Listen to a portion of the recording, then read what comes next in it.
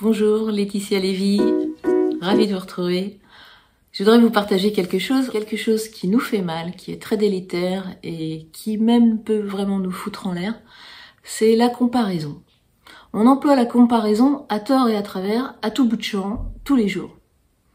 On se compare les uns les autres, on se compare de soi à soi, de comment on était avant, etc. Là, à cet endroit-là, c'est pas juste, ça fait pas sens. Et en plus, c'est très très délétère. Nous sommes tous des êtres uniques et on vit tous dans un changement permanent.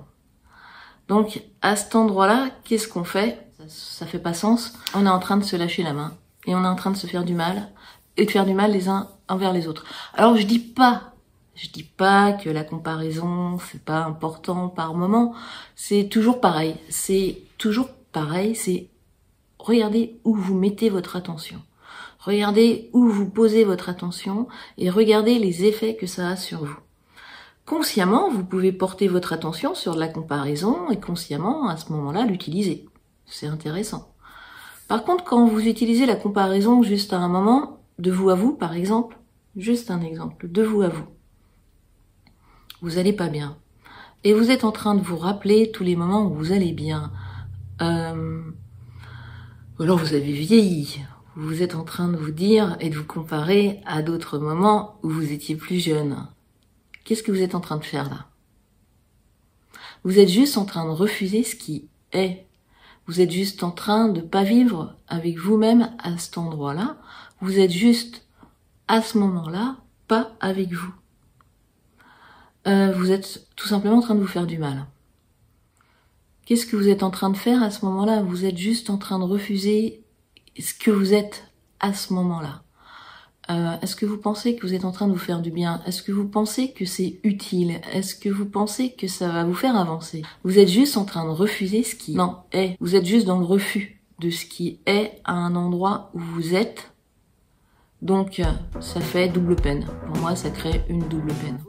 Moi, ce que je vous invite, au contraire, c'est d'être avec vous à l'endroit où vous êtes, de vous rejoindre à cet endroit-là.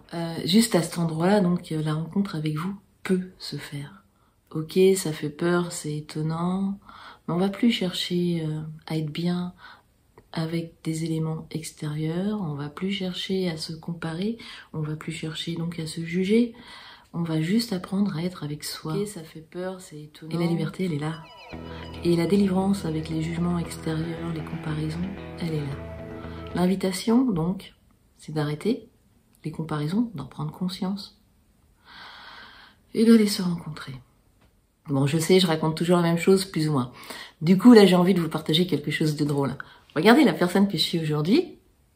Là, moi, tout de suite, là, je ne suis pas la même qu'hier. Du tout.